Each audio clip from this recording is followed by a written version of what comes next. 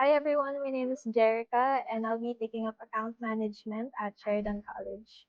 I decided to study in Canada because I'm really interested about the culture and I believe that in terms of the educational offer that they could provide, it would really help me boost up my um, personal career goals and also to enhance my skills.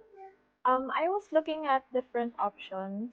Um, Ever since I was in high school, I was really looking at the possibility of studying abroad, especially since I didn't really want to be confined with just the perspective here in our country. I wanted to broaden my understanding of the world and also my learning experiences. So I guess just last year, then I think that the opportunity presented itself, and then I started doing research, and then also the with my friends also who went to Canada, I felt like it was the best option for me.